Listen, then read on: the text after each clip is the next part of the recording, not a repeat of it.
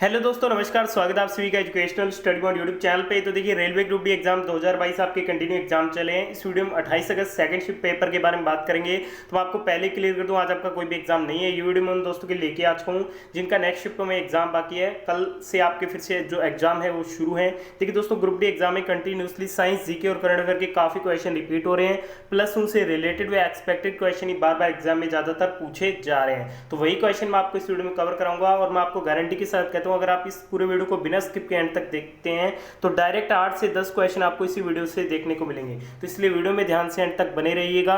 चलिए वीडियो को शुरू करते हैं। पीडीएफ फाइल टेलीग्राम पे मिल जाएगी, वीडियो के एंड में बताऊंगा कैसे डाउनलोड करनी है। तो चलिए दोस्तों, वीडियो को शुरू करते हैं। वीडियो शुरू करें उससे पहले वीडियो को लाइक नहीं किया तो जल्दी से लाइक कर दीजिए और आने वाले सभी शिफ्ट के दोस्तों के साथ वीडियो को शेयर भी जरूर कीजिएगा। पहला क्वेश्चन है, 2 ओम और 3 ओम के दो प्रतिरोध को श्रेणी क्रम में 15 वोल्ट विभवांतर के साथ जोड़ा जाता है तो 3 ओम प्रतिरोध में प्रवाहित धारा क्या होगी। तो प्रवाहित धारा अपने को आई निकालनी है। आई बराबर क्या होता है, V अपॉन में R। V का मान अपने को कितना दिया गया, 15 दिया गया। R प्रतिरोध का मान कितना है, 3 है। तो ये कितना हो जाएगा, 3 5 15। तो यहाँ पे आई जो धारा आ जाएगी वो 5 एम्पियर आ जाएगी। ठीक है, तो 3 ओम के प्रतिरोध में से 5 एम्पियर की धारा बहेगी। परंतु आपको एक बात ध्यान में रखनी है, 2 ओम के प्रतिरोध में भी 5 एम्पियर की धारा बहेगी, क्योंकि श्रृंखला संयोजन में परिपथ से प्रवाहित धारा क्या है, स्थिर रहती है। ठीक है, तो ये बात आपको ध्यान में रखनी है। आप ये मत कहना कि ये बिल्कुल ही सिंपल न्यूमेरिकल है, क्योंकि ग्रुप डी एग्जाम में अगर आप डेली शिफ्टों में हमारा एग्जाम एनालिसिस देख रहे हैं तो बिल्कुल सिंपल आपसे न्यूमेरिकल क्वेश्चन ही पूछे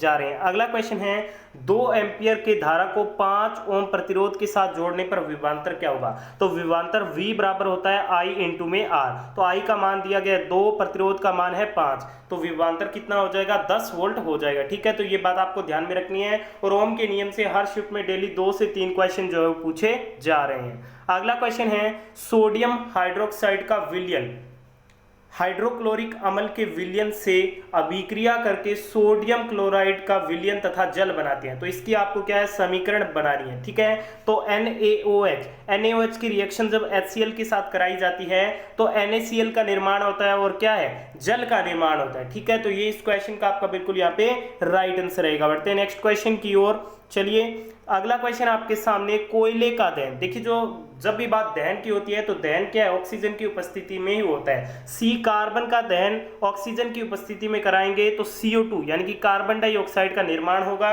इसी प्रकार हाइड्रोजन का निर्माण ऑक्सीजन की स्थिति में कराएंगे तो H2O यानी कि क्या होगा, जल का निर्माण होगा। ठीक है, तो ये दोनों समीकरणों को ध्यान में रखिएगा, आपसे एग्जाम में पूछी जा रही है। अगला क्वेश्चन है कि CaO जिसे कैल्शियम ऑक्साइड कहा जाता है, बिना बुझा हुआ चूना कहा जाता है, इसकी जब रिएक्शन कराई जाती है H2O यानी कि जल के साथ, तब क्या बनेगा। तो इसमें क्या है, CaOH की होल ट्वाइस यानी कि कैल्शियम हाइड्रोक्साइड का क्या है, निर्माण होता है और साथ में क्या है, ऊष्मा मुक्त होती है। ठीक है, तो ये बात आपको ध्यान में रखनी है।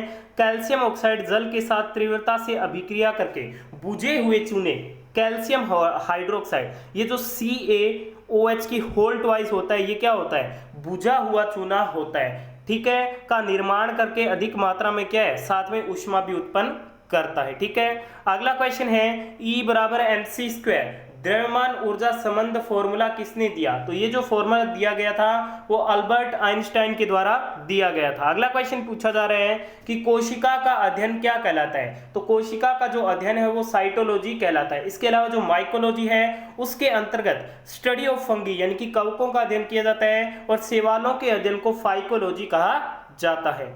नेक्स्ट क्वेश्चन है, मानव द्वारा निर्मित प्रथम कृत्रिम रेशा कौन सा है। तो फर्स्ट जो सिंथेटिक फाइबर वो कौन सा है, मानव द्वारा निर्मित नायलॉन है। तो नायलॉन आपका राइट आंसर रहेगा। नेक्स्ट क्वेश्चन, द्विनाम पद्धति के जनक कौन थे। तो द्विनाम पद्धति के जनक थे कैरोलस लीनियस। ठीक है, तो कार्ल लीनियस इस क्वेश्चन का आपका बिल्कुल राइट आंसर रहेगा। अगला क्वेश्चन है, मलेरिया की मेडिसिन कुनेन किस पेड़ की छाल से बनाई जाती है। देखिए, जो मलेरिया की मेडिसिन है कुनेन, ये सिंकोना की छाल से बनाई जाती है। ठीक है, तो ये आपका बिल्कुल राइट आंसर रहेगा। अगला क्वेश्चन है, फास्फोरस की परमाणुकता यानी कि एटॉमिसिटी कितनी होती है। तो फास्फोरस के अणु यानी कि P4 होता है और इसकी जो परमाणुकता है वो कितनी होती है, 4 है। ऑक्सीजन O2 की कितनी होती है, 2। सल्फर S8 की कितनी होती है, 8 होती है। ठीक है, इसके अलावा मैं आपको बता दूं अणु की परमाणुकता क्या होती है। किसी अणु संरचना में प्रयुक्त होने वाले परमाणुओं की संख्या को उस अणु की परमाणुकता कहा जाता है।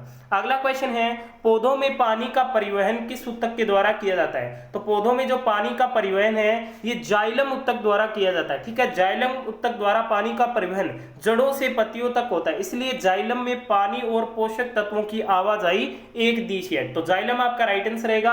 और फ्लोएम में भोजन की गति द्विदिश होती है, यानी कि ऊपर और नीचे की ओर होती है, तो भोजन का जो परिवहन है वो फ्लोएम के द्वारा किया जाता है और जो पानी का परिवहन है वो जाइलम के द्वारा पौधों में किया जाता है। अगला क्वेश्चन है, रासायनिक अभिक्रिया में ऑक्सीकरण का क्या मतलब है? तो इसका मतलब होता है तत्व या यौगिक से ऑक्सीजन का संयोग होता है, ठीक है। या फिर ऑक्सीकरण वह प्रक्रिया जिसमें विद्युत ऋणी तत्व का योग होता है, या हाइड्रोजन या किसी धन विद्युतीय तत्व का निकलना क्या है? ऑक्सीकरण कहलाता है। अगला क्वेश्चन है, प्रोटीन की कमी से होने वाला रोग कौन सा है? तो क्वाशियोरकर और मेरास्मस, ये क्या है? प्रोटीन की कमी से होने वाले प्रमुख रोग हैं। अगला क्वेश्चन है, जीपीएस द्वारा पृथ्वी का एक पूर्ण कक्षा के चक्कर लगाने के लिए जो अनुमानित समय वो कितना होता है? तो ये 11 घंटे 58 मिनट होता है, यानी कि ऑलमोस्ट कितना होता है? 12 घंटे होता है। नेक्स्ट क्वेश्चन, पावर अल्कोहल किसका मिश्रण है? देखिए दोस्तों, जो पावर अल्कोहल होता है वो 80% इसमें पेट्रोल होता है और 20% क्या है? एथेनॉल होता है, ठीक है। और इसमें स्मॉल अमाउंट में बेंजीन भी पाया जाता है। अगला क्वेश्चन है, हृदय से किडनी तक रक्त का परिवहन किसके द्वारा किया जाता है? तो हृदय से किडनी तक रक्त का जो परिवहन है वो रीनल आर्टरी यानी कि गुर्दे की धमनी के द्वारा किया जाता है।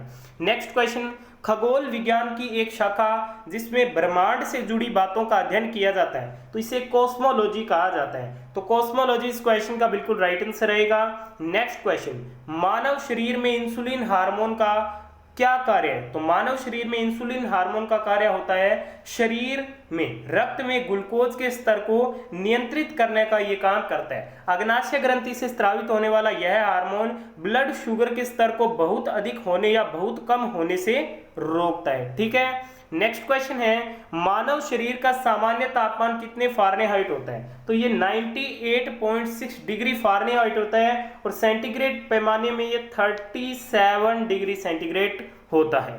अगला क्वेश्चन है, मानव शरीर में जैविक उत्प्रेरक का कार्य कौन करता है? तो मानव शरीर में जैविक उत्प्रेरक का जो कार्य है वो एंजाइम के द्वारा किया जाता है। बढ़ते हैं अगले क्वेश्चन की ओर। नेक्स्ट क्वेश्चन है, सिंह विष्णु किस वंश के शासक थे? बात हो रही है सिंह विष्णु की, तो ये पल्लव वंश के शासक थे, ठीक है। तो पल्लव वंश आपका राइट आंसर रहेगा। और ये सिंह वर्मन के क्या थे? तृतीय पुत्र थे। इनका कार्यकाल 555 से 590 तक था। इनके बाद महेंद्र वर्मन का आया था। अगला क्वेश्चन है, सती प्रथा का अंत किसके काल में हुआ था? तो सती प्रथा का जो अंत है वो गवर्नर लॉर्ड विलियम बेंटिक की सहायता से 1829 में सती प्रथा का उन्मूलन किया गया था। साथ में राजा राममोहन राय के इसमें क्या थे? प्रयास थे, ठीक है। तो ये आपका बिल्कुल राइट आंसर रहेगा। इसके अलावा जो विधवा पुनर्विवाह अधिनियम था ये 1856 में आया था और इस समय भारत के गवर्नर जनरल कौन थे? लॉर्ड कैनिंग थे। नेक्स्ट क्वेश्चन, नदी जो मैदानी भाग पर बहुत बड़े बड़े तट बनाती है उस मोड़ को क्या कहते हैं? तो इसे मेंडर्स कहा जाता है, ठीक है। तो मेंडर्स इस क्वेश्चन का आपका बिल्कुल राइट आंसर रहेगा। अगला क्वेश्चन है कि किस अनुच्छेद के तहत संसद द्वारा संविधान संशोधन किया जाता है? तो आर्टिकल 368 के द्वारा संसद द्वारा क्या है? संविधान संशोधन किया जाता है। संविधान संशोधन की प्रक्रिया का प्रावधान दक्षिण अफ्रीका देश से लिया गया है। अगला क्वेश्चन है, 1920 ईस्वी में किस अधिवेशन के अंतर्गत असहयोग आंदोलन चलाने का प्रस्ताव स्वीकार हुआ? तो ये नागपुर अधिवेशन में हुआ था, ठीक है। तो नागपुर अधिवेशन आपका राइट आंसर रहेगा। और नागपुर अधिवेशन की जो अध्यक्षता है वो विजय राघवाचार्य ने की थी। और असहयोग आंदोलन 5 सितंबर 1920 को महात्मा गांधी के द्वारा शुरू किया गया था। इसके अलावा आपको ध्यान में रखना है, जो खिलाफत आंदोलन है इसकी शुरुआत मोहम्मद अली और शौकत अली बंधुओं ने मार्च 1919 में की थी और ये 1919 से 1921 तक चला था। अगला क्वेश्चन है, भारत का राष्ट्रीय ध्वज नियम कब लागू किया गया? तो भारतीय जो ध्वज संहिता 2002 है इसे 26 जनवरी 2002 को लागू किया गया था। तो 26 जनवरी 2002 इस क्वेश्चन का राइट आंसर रहेगा। अगला क्वेश्चन है, मध्य प्रदेश के किस शहर का नाम बदलकर नर्मदापुरम किया गया है? तो होशंगाबाद का नाम बदलकर क्या किया गया है? नर्मदापुरम किया गया है। नेक्स्ट क्वेश्चन, विचार एंड अभिव्यक्ति का अधिकार किस अनुच्छेद में है? तो ये जो है वो आर्टिकल 19 में आते हैं। 19A में बोलने की आज़ादी है, 19B में सभा की आज़ादी है, 19C में संघ बनाने की आज़ादी है, 19D में पूरे देश में आने जाने की आज़ादी है, 19E में पूरे देश में बसने व रहने की आज़ादी आती है। अगला क्वेश्चन है, मृत कोशिकाओं का निष्कासन या अपशिष्ट पदार्थों का निष्कासन कौन सा कोशिकांग करता है? तो ये लाइसोसोम के द्वारा किया जाता है। लाइसोसोम का मुख्य काम पाचन करना होता है। इसे कोशिका की आत्मघाती थैली भी कहा जाता है। अगला क्वेश्चन है, कौन सा दर्रा पहाड़ियों व अन्नामलाई पहाड़ियों को जोड़ता है? ठीक है, देखिए जो पालक्कड़ दर्रा है या पालघाट दर्रा है, ये नीलगिरी पहाड़ियों व अन्नामलाई पहाड़ियों को जोड़ता है। ठीक है, तो ये बात आपको ध्यान में रखनी है। तो पालघाट दर्रा या फिर पालक्कड़ दर्रा इस क्वेश्चन का आपका बिल्कुल राइट आंसर रहेगा। और ये जो पालघाट दर्रा है वो केरला को तमिलनाडु से जोड़ता है। ठीक है, लिंक कोच्चि टू चेन्नई। इसके अलावा तमिलनाडु में कोयम्बतूर को केरल से पालक्कड़ जोड़ता है। ठीक है, ये बात आपको बता दी है। भोरघाट से मुंबई पुणे एक्सप्रेसवे जुड़ता है। थालघाट से मुंबई नासिक जुड़ता है। ठीक है, तो ये बात आपको ध्यान में रखनी है। नेक्स्ट क्वेश्चन, किस चुनाव में महिलाओं को 33% आरक्षण मिलता है? तो संविधान के 73वें संशोधन 1992 में महिलाओं को पंचायती चुनाव में 1/3 यानी कि 33% आरक्षण दिया गया। बढ़ते हैं अगले क्वेश्चन की ओर। नेक्स्ट क्वेश्चन है, नेशनल पेंशन सिस्टम का विनियमन कौन करता है? तो इसका विनियमन PFRDA के द्वारा किया जाता है, यानी कि pension fund regulatory and development authority के द्वारा। भारत सरकार ने देश में पेंशन क्षेत्र के विकास और विनियमन के लिए 10 अक्टूबर 2003 को पेंशन निधि विनियामक और विकास प्राधिकरण PFRDA की स्थापना किया। अगला क्वेश्चन है और फाइनल क्वेश्चन आज की वीडियो का, नाटो शिखर सम्मेलन 2022 कहाँ आयोजित होगा? तो ये मैड्रिड स्पेन में आयोजित होगा। ठीक है, और ये इसकी क्या है 2022 में क्या है 32वीं बैठक होगी, जिसका आयोजन मैड्रिड स्पेन में होगा। ठीक है, और 2021 में ब्रुसेल्स बेल्जियम में हुआ और 2023 में कहाँ होगा? लिथुआनिया में होगा। ठीक है, तो ये बात आपको ध्यान में रखनी है। इसके अलावा साइंस और करंट अफेयर के टॉप 45 क्वेश्चन की वीडियो मैंने अपने सेकंड चैनल पे अपलोड कर दिया। लिंक आपको वीडियो के डिस्क्रिप्शन बॉक्स में गिवन होगा, वहां से आप उस वीडियो को भी देख सकते हैं। और इस वीडियो की PDF फाइल आपको हमारे टेलीग्राम चैनल पे मिल जाएगी, लिंक वीडियो के डिस्क्रिप्शन बॉक्स में गिवन है। धन्यवाद।